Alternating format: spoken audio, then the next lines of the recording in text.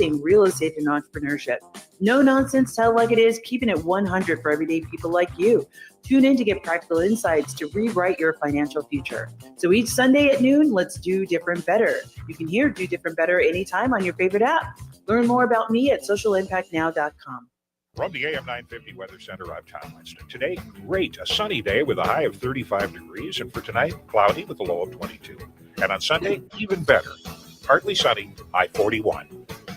Milo Imagines the World, now playing at Children's Theatre Company through March 9th, featuring vivid illustrations brought to life on stage and a heartwarming story about family, creativity, and discovery. Don't miss this unforgettable musical experience. Get your tickets at childrenstheatre.org. Portions of the following program may be pre-recorded.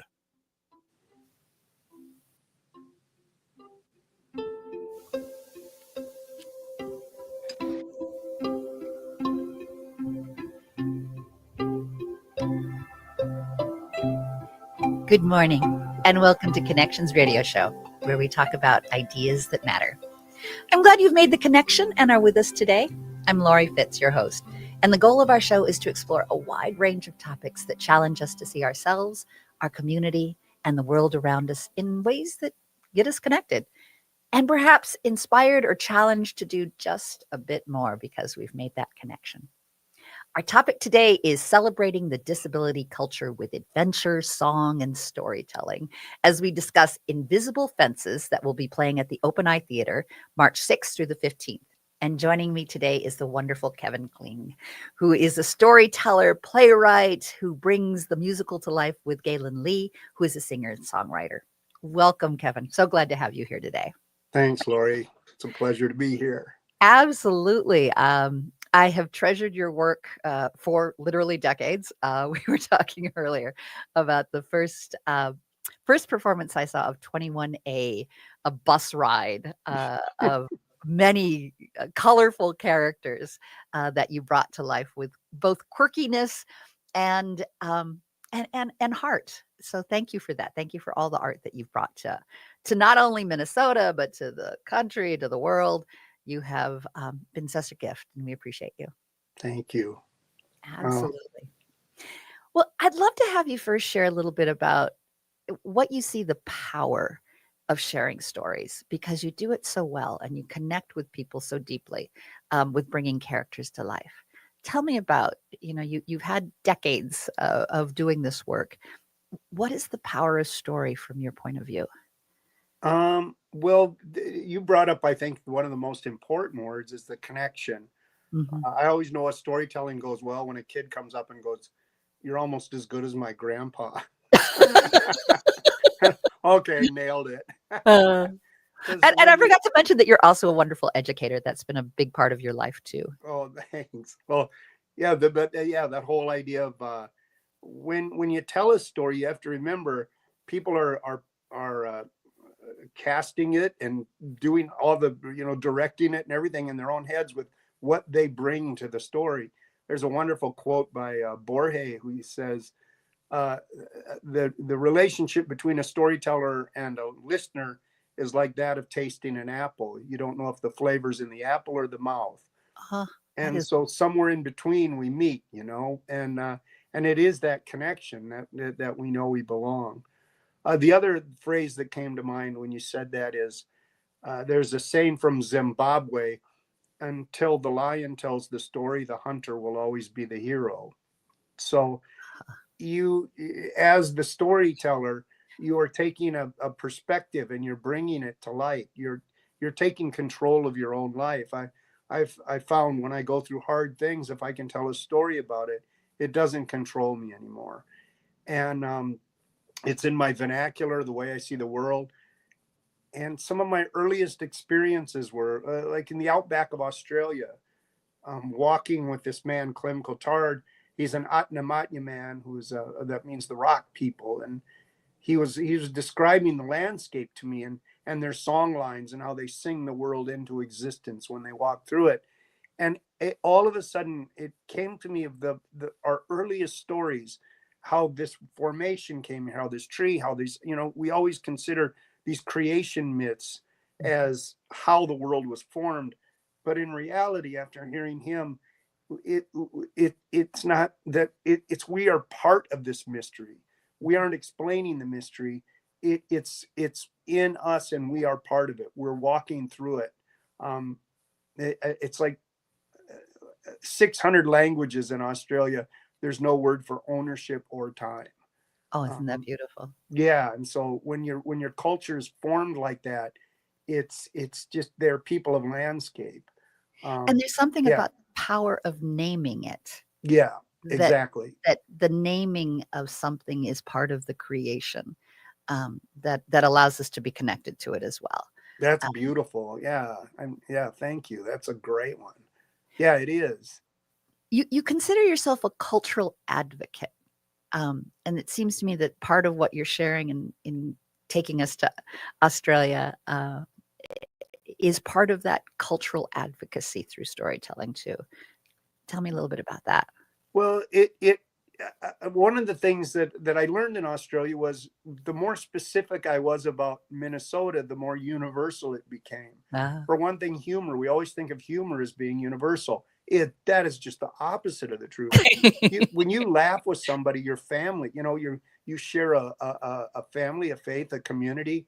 Mm-hmm. So humor is actually really specific. So when you laugh, all of a sudden you're connected. That's why I like using humor in my work. But also, I'm in the middle of the outback, and it's like, I don't think it got below 95 degrees. It was mostly 115, and I was dying. I got a little radiator, I'm from Minnesota. So I'm suffering. And I decided to tell these guys ice fishing stories because I think it'll blow their minds. They have no context. No, I'm telling ice fishing, and they're laughing like a bunch of Minnesotans. And I'm like, what? It completely surprised me. And so afterwards, I asked one of the guys, I said, how'd you guys get all those stories? I mean, how did you were laughing like you got it. And he goes, well, yeah, of course. He says, because our weather can kill us too, only it's on the other end of the thermometer.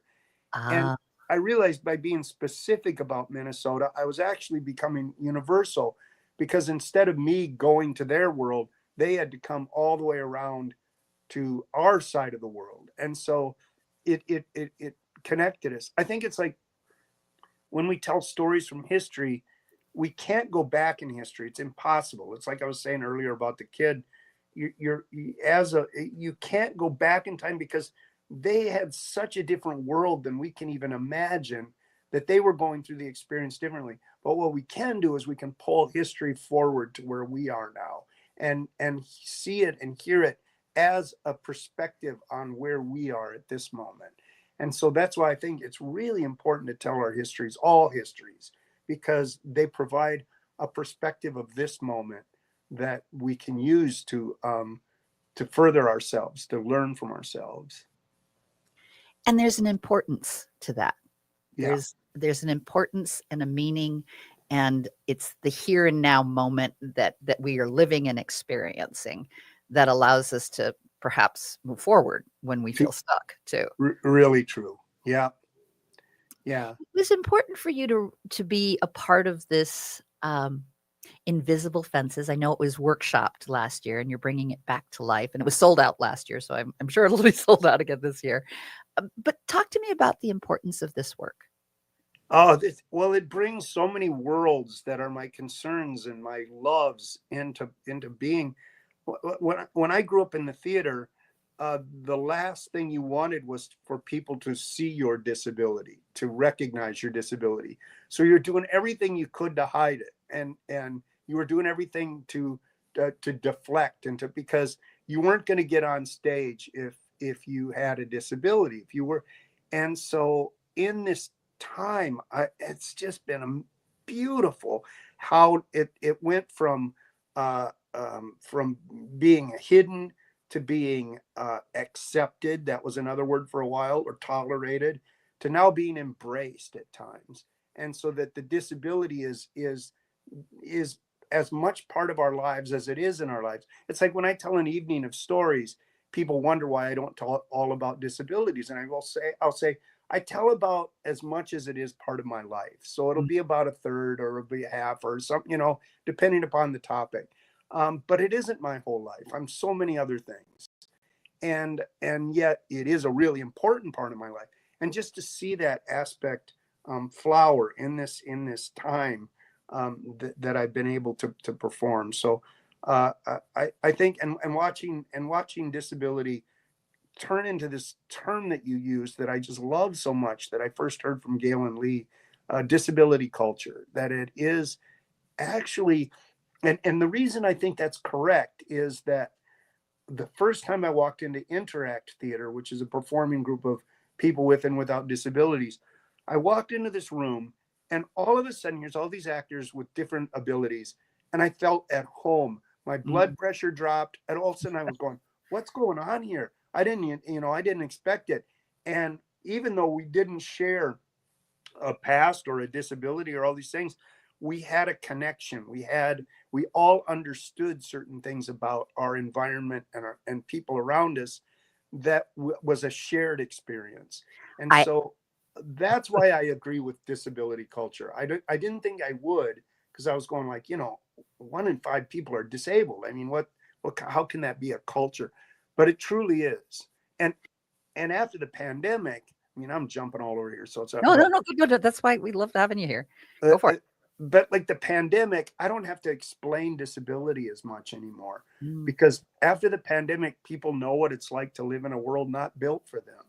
And so I can just jump right into the meat of it, because I don't have to explain what, like all the things like adaptive things, needing to ask for help, just certain things that are givens in the world of disability. Now everyone understands because of the pandemic. And it was an interesting cultural growth that I found that our culture went through. Going back for just a moment to the Interact, I absolutely adore Interact Theater. Oh, and they've been on my radio show a few times, and you were part of going to Thailand with them, as I recall. Oh yeah. Oh man, what a rush! Yeah, we met the Princess of Thailand. Yeah, the princess built you a building.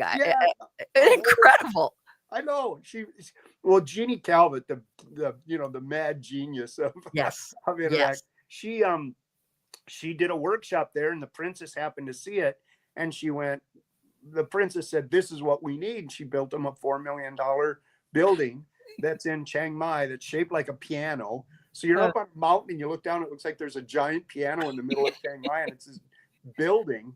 And it's phenomenal. And one of my favorite things, we performed for the princess, and as she was leaving, she pointed at the gift shop, because part of their curriculum is visual arts, and there's all these artists' work in this gift shop. So the princess points, and it was the buzz of the place. Whose work did she point at? Whose work did she buy that's going home with the princess? And I mean, the buzz was fierce. So I come up to one of her aides and I go, we got to know whose work she pointed at. And the aide said, "Oh, she pointed at the gift shop." And we go, "I know, but whose work?" He goes, "No, the gift shop. She bought the whole thing." The whole gift shop. So all these guys had all start making more work like pronto, because we were out of art. But it was absolutely, I went back 4 years in a row, and it was absolutely magic, just because in so many cultures, ours as well, you don't realize that sometimes the gifts, the powers that disability gives you, some forms of autism, there's a memory skill that comes with that, or Williams syndrome. Generally, people with Williams syndrome, for whatever reason, have perfect pitch. So you can give these folks these incredibly difficult pieces of music, and they sing it, and people in the audience Pitch perfect. Yep. Yeah, and just all and the folks that I work with Down syndrome have this way into the human heart that there's no other way to get into. It's like, and so these different factions of disability culture, it's not in lieu of their disability, it's because of their disability they're able to bring a perspective that is invaluable. And I'm so excited about being able to come see your show that celebrates it so beautifully. Before we go, I do have to go to a segment. You really should do a movie about the the Thailand adventure. Oh, There really should be a movie, and Yeah. I'm just going to plant that seed. That has got to come to life. That whole amazing 4-year celebration is amazing. But we're going to get back to talk about this invisible fence, invisible fences. And I love that we hopped around because, as I understand it, Kevin, you are a grasshopper. Yeah. So we'll talk more about your role and about the play itself. And we'll be back just after a few commercials. Thanks, Lori. End-of-life decisions are not easy to make. Hi, I'm Mary T. of Mary T. Hospice Care. It's important to make sure that this difficult time is meaningful and comforting to you and your loved ones. Our hospice team provides an individualized program of physical, emotional, spiritual, and practical care so your loved one is comfortable and not in pain. At Mary T. Hospice, we understand that choosing the right hospice care provider can be overwhelming, but we're here to assist you. Learn more today at marytinc.com. Hey, it's Freddie Bell, host of New Beginnings, designed for those of us more seasoned, I'd say, with informative talk on everything from health, finance, local and regional news, volunteerism, spirituality, and even a bit of humor tossed in. So if you're proud to be a more seasoned listener, tune in to New Beginnings Sunday afternoons at 1 right here on the Progressive Voice of Minnesota, AM 950. You may not think of it, but winter is a great time to take care of those exterior home projects. This is Chad, owner of AM 950 for Snap Construction. Most people wait until the warmer months for their exterior home projects, but labor costs are actually lowest in the winter. And that's true for the contractor I trust, Snap Construction. Arguably the most well-reviewed exterior contractor and insulation contractor in the metro. Are you noticing ice dams on your house? Or is your furnace constantly running and you're still not comfortable? In addition to your exterior home projects, winter is also a great time to get your insulation checked with a free energy audit from Snap Construction. The average cost to upgrade your insulation is oftentimes less than a new furnace. Plus, there are rebates available from your energy provider when you upgrade your insulation. As always, Snap Construction stands by their work with a lifetime craftsmanship warranty. So don't wait for prices to rise in the warmer months. Get a free estimate now by calling 612-333-SNAP, 612-333-SNAP, or go to snapconstruction.com. Hi, I'm Bruce Klopfleisch. Join me every Sunday at 5 p.m. for Politics Matters. We'll talk about how civics, politics, and law affect you by highlighting a different topic each week. On this week's show, we do a one-month review of the Trump administration, discuss why Republicans support tax cuts and are firing all these federal workers, and warn you about a voting bill that could get you kicked off the voting roll. Tune in Sundays at 5 p.m. for Politics Matters with Bruce Klopfleisch to discover why government and civics matter. And podcast the show anytime on your favorite app. Spring and summer is the right time to install your fireplace. Find your perfect fireplace and have it installed and ready before the cold weather hits again. If you already have a wood fireplace, consider a fireplace insert or check out the entire selection at Woodland Stoves and Fireplaces on East Franklin and Riverside in Minneapolis. It will transform your inefficient fireplace into a reliable, environmentally smart heating system. This is Peter Solak, owner of Woodland Stoves and Fireplaces. Have you ever watched your dog or cat curl up in front of a fire? It's primordial, the way it touches both the animal and the human. We know that fire reaches deep into the heart and soul. Let us show you how. We have over 35 working units on display here in Minneapolis. We are located at the east end of Riverside Avenue at 2901 East Franklin. From I-94, take the Riverside Avenue exit. Find us also online at woodlandstoves.com. Let us help you make a fireplace part of your life. Woodland Stoves and Fireplaces, out of the ordinary products and services since 1977. Progressive change doesn't just happen. It takes dedication and a lot of hard work. 25 years ago, the DataBank pioneered a new generation of software tools for progressive organizations here in Minnesota. Since then, thousands of organizations have used the DataBank to create progressive change. Today, the DataBank continues to help progressive organizations like AM 950. To have the DataBank help your organization build capacity and create more change, text CHANGE to 612-540-0500 or go to thedatabank.com. The DataBank, a quarter century of dedication and hard work for progressive organizations.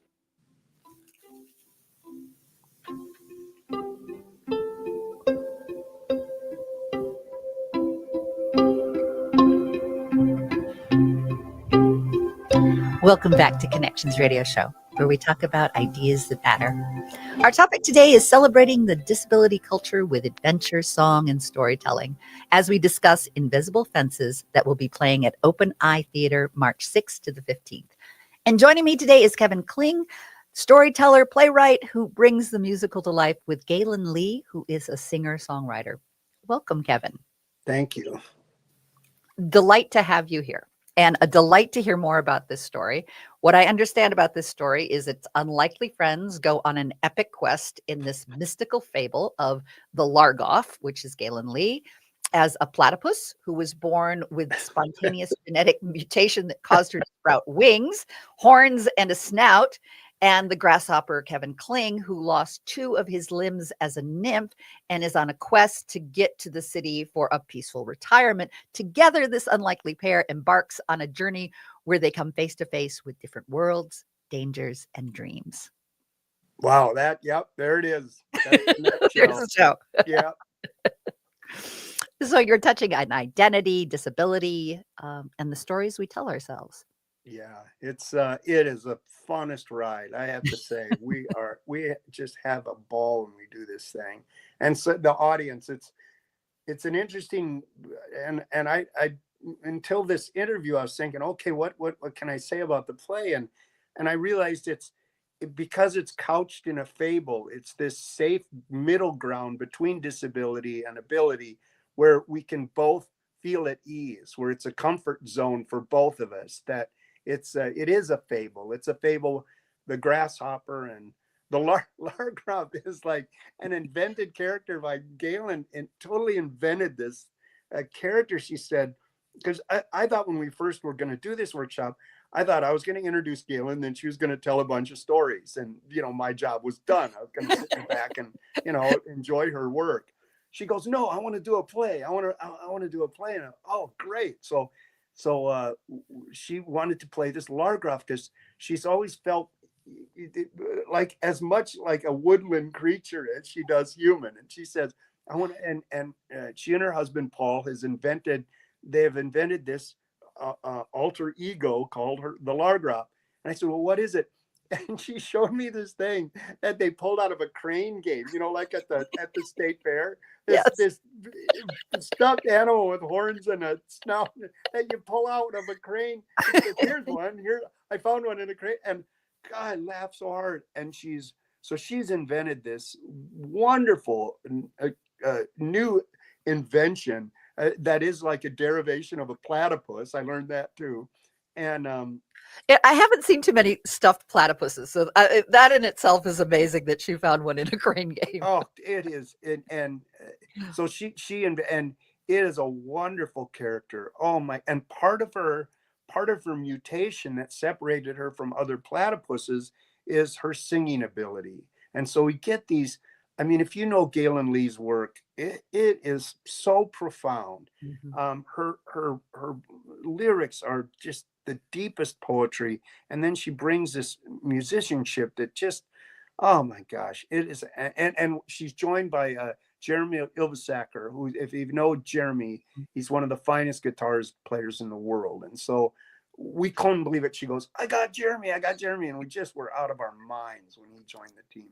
And with that, how about if we share one of her songs? Why don't we do fantastic? I would love that. Let's do Lost in the Woods, and we'll play the whole song. Great. By everyone, you were searching for words, but they came out absurd, and no one heard you speak your mind. They lost the time. Where's your heart? Where's your heart today? Forgive yourself, but don't give yourself away.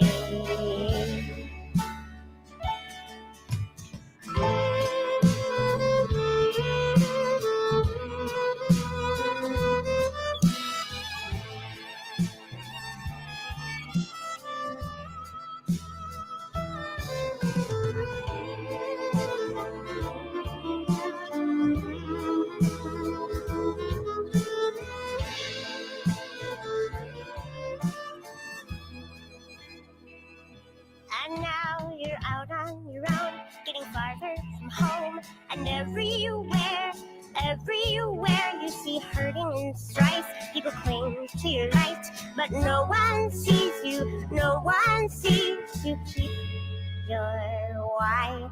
It's all a lie. Where's your heart? Where's your heart today? Forgive yourself, but don't give yourself away. Away. Away. Forgive yourself, but don't give yourself away. So charming. Yeah. Love the idea of, love your heart and forgive yourself, but don't give yourself away. Yeah. And that's how the journey embarks. She's that song comes just as they're taking off into the unknown. And her songs provide this kind of a alternative way of viewing the play, where she brings us back to the world of that we're in now.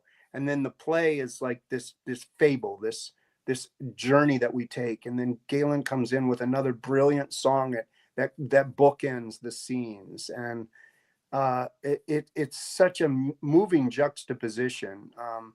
I have to say, it's like I was getting choked up there just because her songs stand so beautifully on their own, but the play provides another context for them that you hear them from another perspective. When you were talking to us in the first segment about perspectives, and it's always the hunter's story until the lion, shares theirs, and without it being predator prey, right? The idea of hearing other perspective that sometimes is not considered is beautiful, and allows us the richness of seeing the magic, seeing the adventure in a new and special way. Well, I think that's the duty and the beauty of any artist, is that we are always looking for a new perspective, and that's what the arts provide. Whether it's visual or musical or or theatrical or poetry, and I know we always say these days, but I really got to say these days, we need it more than ever. It's this perspective on this confounding, confusing world is the arts. This is when we're needed. We move from entertainment to need when we're in a time like we are now. And I've had several folks that I've asked to come on the show just to talk about that. I do think that art is our hope. I agree. Art is our way to navigate when we all feel crazy. Yeah. It's our way of being able to come back and go, okay, what can we craft that allows us to re-envision a future,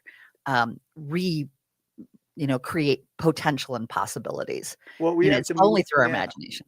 We have to move out of the head. Well, you just said it right there. I'm sorry, I was cutting you off. No. Apologize, but you said it right at the end. Our imagination takes us out of our heads, and I think when we're in our heads, we're on this cycle. But when we imagine, we leave our heads. It becomes again part of our hearts, part of our. The thing about imagination, though, is not to live there, but to use it as a tool. I think part of the danger of fantasy is when we end up living there, and it is such our world is a connection of fantasy, of imagination, but also in reality. And how do they look at each other with a cold eye? And I think that's important, is that when we're too steeped in one or the other, we become rigid, or we become too ethereal, depending upon the one you choose. And so I think using imagination as a tool is invaluable. And it does take us on that adventure together. And I think that's important. And you mentioned it earlier about the aliveness of coming together in the connection of art. And I think there's a sadness, for me at least, and I think I've talked to others that have felt the same way, that we've lost empathy. I've had people look straight in my eyes and go, well, as long as it doesn't impact me, I don't care. What? Well, and I think that's the duty of art again, is to help people realize it does impact you. Yes. You know, it's everybody knows someone with a disability if they don't have one. I mean, everybody it impacts you. And you brought up another great point, Lori. I love the way you think, and that is that the connection is there's one of my favorite words is belonging, and it's because it's two words. It's being and longing. It's a paradox in itself. You be, and you're longing. You dream of something else. And we are most happy as humans when we are in this paradox, oddly enough. And that's what I think we're talking about with this reality and imagination, is that we need to long, we need to dream, but we also need to be. We need a nest, and we need vastness, and, you know, we need risk, and we need comfort at the same time. It's when we thrive, when our creativity thrives. And so I think that belonging, it isn't just a nest.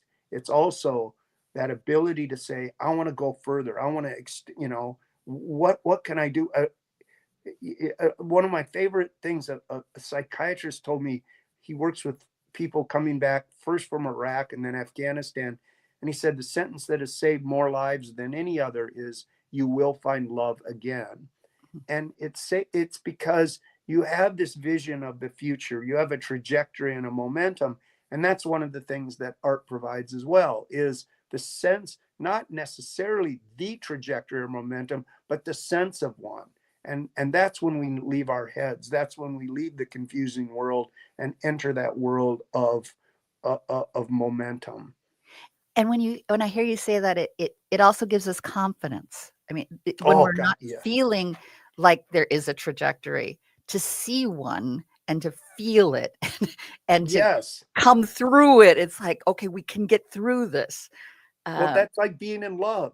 Yeah. When you're in love. I mean, I always think when you're in love, gravity goes from a law to a suggestion. You know, you just the rules don't apply anymore. No. And it is because of what you're saying. You have this confidence that it's just no bearing on anything. You know, your friends are all going, "You're crazy, you're crazy," and you're going, "No, you just don't see it." You know, it's like, it is. I relate the two a lot. And, you know, that feeling of love. And I think that's why people are so afraid of the arts, is the same reason they're so afraid of love, because it's an abandonment. You have to let yourself go to some extent and give yourself over to this experience. And that terrifies people. So in the arts, part of the job I do, especially as a storyteller, is first thing a storyteller needs is to establish trust. So now they trust you. The second thing is to let them know they're in a safe space. And then you can go by the third quarter of the whole thing, you can go to those dangerous places, because the audience will go there with you. And then you set them down easy at the end, so that there's a way they can reflect on that dangerous place they went, but we were safe when we went there. So now when it happens in real life, when you do encounter loss or trauma in real life, you've already been there. And you have something to go back to say, okay, I know I can get through that. One of the most interesting things, when I went to the MacPhail Center a while back, they played music for these little babies. So they got these little babies, these little, cookie dough faced babies. And they're just, and I'm going like, what are you doing? Why are you play? What's the deal? Is it just for their entertainment? They go, no. They said, we found that babies, when they get older, if you play them music, they handle transitions in life better. And like throughout their entire lives, if they were as babies experienced music, they know that another song is coming. They know that a song continues in ways we don't understand, or something. I don't know. I can't explain it, but they do know that physiologically it creates an ability to handle transitions better. So here we are with the arts, and there's so many things the arts provide that we can't explain in terms that are, that we have in terms of science. It's like, okay, I'm jumping all over, but here's another one. NASA, right? They started hiring storytellers, and a friend of mine got hired by NASA. And she goes, why are you, what are you doing? You were talking, and this leads into, I know you wanted to talk about the OpenEye, the new And we voice. will, and I promise we will in the next segment, but I want to hear the rest of this story. But Yeah. next So segment, a friend of mine that works that came to do that part of the OpenEye program, she told me she got hired by NASA, and I said, well, why did you get hired by NASA? And she goes, well, they told me they needed storytellers because they said they keep shooting scientists in space and poets come back. oh my God. And I she love said that. they couldn't figure out what was going on, but it kept happening. So they go, we got to figure this out. So they hired storytellers and especially Native American elders and people that are used to like the thin veil, the thresholds, the unknowns. And of course you experience that in space. You're on the threshold of the unknown. And so you can't just come back with science. Your poet kicks in at some point, and because it has to. That's the only way you can explain things that are beyond our scan, are known. Anyway, so I love that story. My father was an aerospace engineer, physicist, and he was a poet. He believed in the dreams, and they're beautiful. you have to. Yeah. With that, we do need to go to break, and I can't wait to come back and talk to you about your Visionary Voices series, more about the OpenEye, and all these wonderful adventures that you're a part of. Great.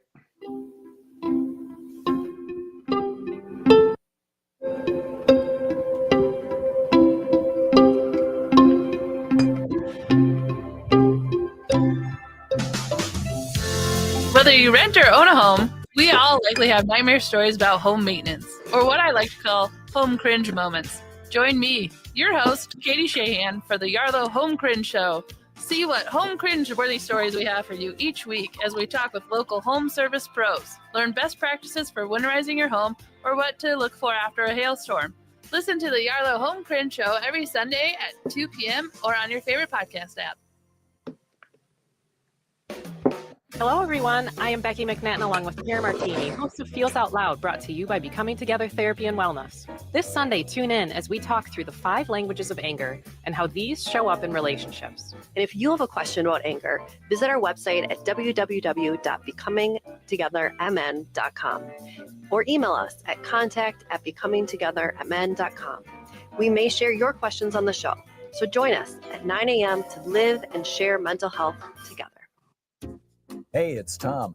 I talk a lot about the future we want to build, one that's cleaner, more sustainable, and more independent. And one of the best ways to invest in that future, solar energy from All Energy Solar.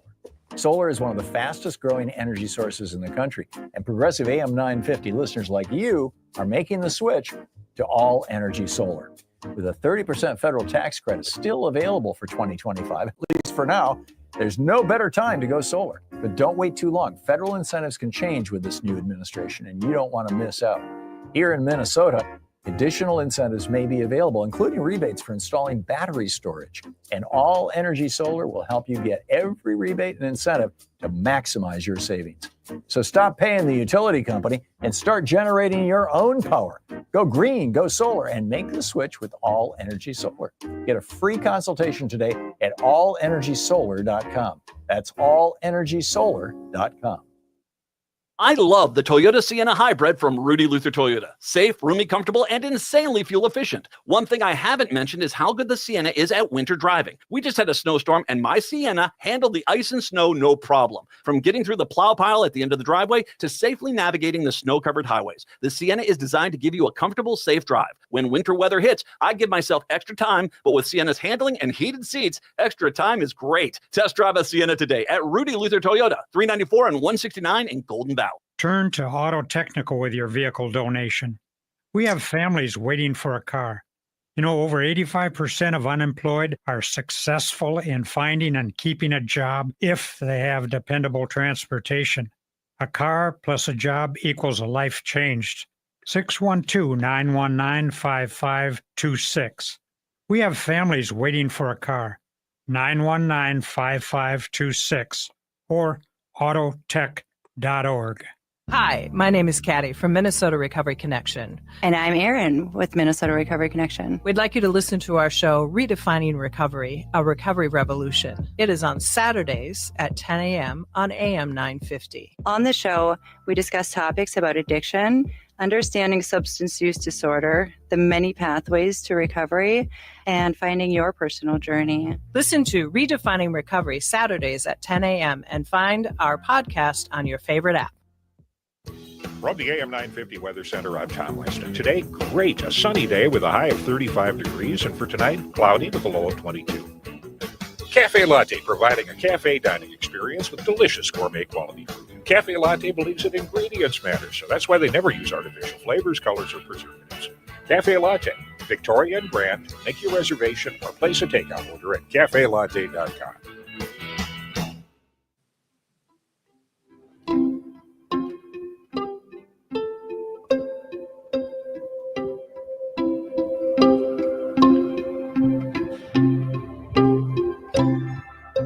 Welcome back to Connections Radio Show, where we talk about ideas that matter. I'm Lori Fitz, your host, and our topic today has been celebrating the disability culture with adventure, song, and storytelling as we discuss Invisible Fences that will be playing at the Open Eye Theater from March 6th to the 15th. And joining me today is Kevin Kling, storyteller, playwright, author, actor, cultural advocate, and definitely hailed as a Minnesota State treasure.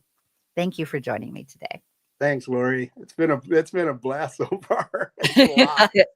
It is a joy to have you on the show. We were talking about all the cool things that this show does in creating adventure, and how it connects the disabled and abled to go on an adventure together, discover our heart. You've been part of doing Visionary Voices for about 5 years, and your company is Kling & Company. Is that right? Mm-hmm. Yeah. Tell me a little bit about that. Well, it's a company that we formed. My wife Mary and I formed it actually when we started working with the state. We with the hub.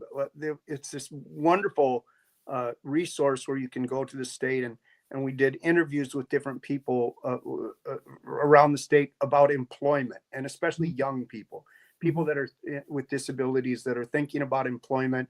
And so we formed this company to kind of work with that. But then this company connected with Open Eye, and oh my gosh, it has been just a wonderful collaboration. I love Open Eye, and I've worked with them ever since their inception, and with Sue Haas and Michael Summers and now Joel Sass. Is just the way they've opened their doors and their arms to different kinds of theater, different kinds of performance, and it shows in their audiences. It's just a myriad of cultures and ages that they cater to. I can't speak highly enough of Open Eye Theater, and then opening doors to different, like with this show, and specifically they really went the extra mile to provide an experience for anyone to have for this Invisible Fences.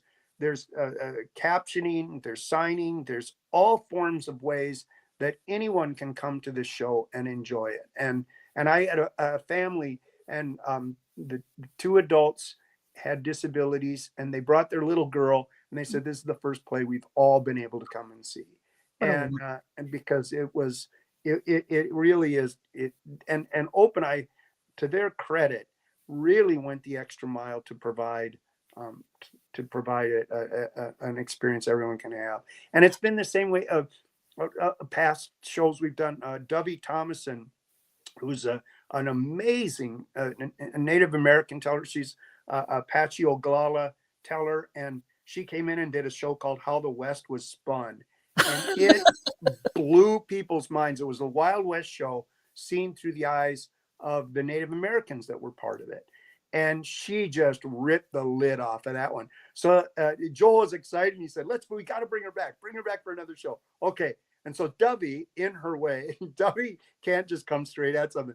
The next show she did was about outer space. because she's a science fiction. She just is a science fiction nut. So she's just all of a sudden she does this whole view of the cosmos again through a Native American perspective, through the different myths and code, but then all of a sudden bringing it to now because she loves Star Wars, and just like so it just again and those just sold right out, and we brought in other incredible storytellers. Allison Boren did a piece. She's just incredible local performer and ran Strike Theater for many years.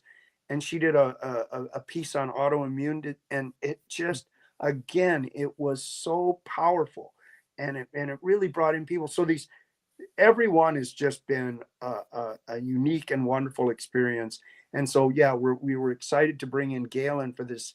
And again, I thought, well, she'd just get up and talk, and no, we've got this play that she's helped create. And in fact, she's a major part of this piece, and I got to throw in my 2 bits, and yeah, it's been really something. Well, I'm going to share a little bit that Open Eye sent me, which I think is wonderful for folks who've never experienced the Open Eye Theater. This does a beautiful job of sort of telling the story. It serves artists and audiences by advancing adventuresome and imaginative arts programming. The art of the Open Eye Theater is nationally recognized as a vibrant home for artists who create imaginative and profound experience that open eyes, hearts, and minds through the amazing stories and unforgettable performances. There's a thrilling array of inventive puppetry, live music, world-class storytelling from local, national, and international artists. And it's year-round, and it's a cozy little 90-seat theater out in South Minneapolis. And is it through the Open Eye that the driveway tour takes place? I remember that getting started years ago. It was just bizarre where you can just actually have theater in your backyard. Oh, it's going strong. Yeah, it's good. really, that's another one you got to jump on fast. They come to your driveway, they perform a puppet show. I think the only stipulation is you pass a hat and you have to make lemonade. And there are these incredible shows that they've done for decades that are just beautiful, and they bring this little gem of a show to your driveway. But and if you come to this theater, you just can't believe it's this. You can't buy a vibe. You walk into a theater and it's either got a vibe or it doesn't. And Open Eye just has this vibe of inclusivity that you just can't beat. And they're just it is just a great gift to get to be able to perform there. And Invisible Fences opens on Thursday, March 6th. And it goes all the way. It's a Thursday, Friday, Saturday, Sunday, Monday, Thursday, Friday, Saturday set of performances. So it starts on the 6th and it goes through the 15th. Yeah. Highly recommend folks to go ahead and get some tickets now. You can go to box office at openeyetheater.org. And, sometimes theater is spelled with an R-E and sometimes it's E-R. This one's an R-E. So it's openeyetheater.org, or you can call 612-874-6338. And just in case you want that number again, 612-874-6338. Wonderful show. There is, it's right on 24th Street. So 506 East 24th Street in Minneapolis, and it's about 2 blocks south of Franklin Avenue. So it's in the heart of Uptown. Yeah, it's beautiful. And get your tickets soon because, we really do expect this to sell out. And with that, I'd love to have you share a little bit about what you hope that audience will take away from the show. We talked in the last segment about hope and giving hope during a time where it feels kind of cold in terms of what's happening in our world. But I also know that you and I both lived through the 80s when it had some similar challenges in our politics, and we got through it, and we got through it with art. What do you hope for the audiences to come and experience so they come through with that confidence? What can you tell me? Well, I think part of it is that we're in this thing together. A big part of this show is it's a friendship. that develops, and it's an unlikely friendship, and it's two creatures that have to see each other for who they really are, and they really do come to that point where that they see the gifts that somebody else brings that are different than themselves. And I think that is such an important thing these days, is that this sense of identity that we have. So many folks are coming from, whether it's gender, whether it's ability, whether it's race, they're both embracing their identity, but also, where are the connections? Where do we come together? Where can we meet in this? And that's where our strengths lie. And these two that come together in the show really need each other to make it. And they rely on each other to make it. And they rely on their differences. And I think that's what people come away with. Also, it feels really good, and you get to laugh really hard. I mean, how do you beat that? And Galen's music will transport you. It's phenomenal. I also hear in everything that you say about it that there's a genuine kindness, and the world needs so much more kindness right now. Well, you're right. Well, that was important to us. I haven't thought, but that is really important to both of us. That there is. I think that's something that we forget we are as humans. That we build these walls around ourselves, when in reality, I think kindness is one of our biggest strengths. I got a really quick story. Do we have time for a super quick one? Yes, a super quick one. We sure do.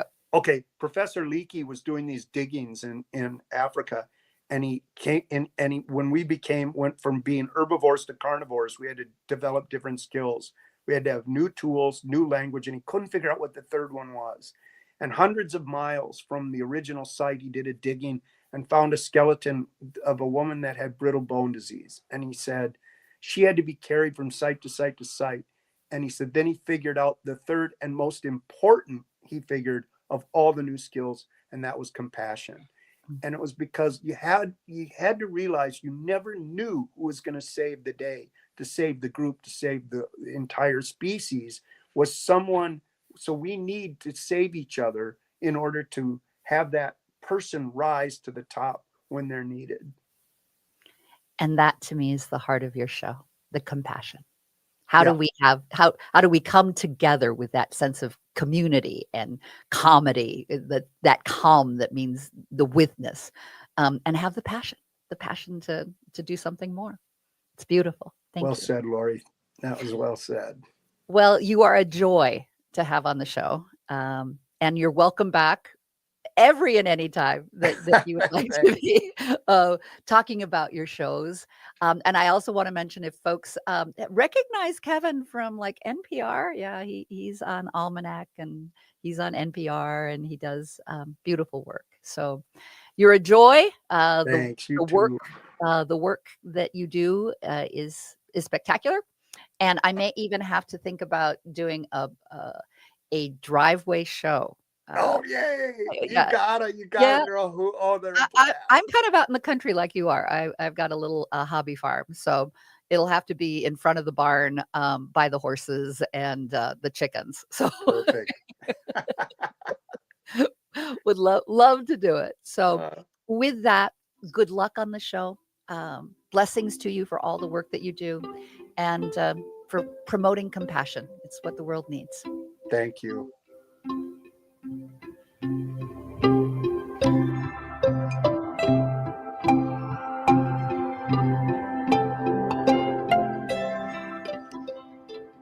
Award-winning singer-songwriter Galen Lee and master storyteller Kevin Kling bring you Invisible Fences, a musical fable blending song and story in a powerful celebration of disability culture. After their sold-out run in 2023, they're back for 2 weeks only at Open Eye Theater, March 6th through the 15th. As one audience member said, it was a creative, delightful, entertaining, joyful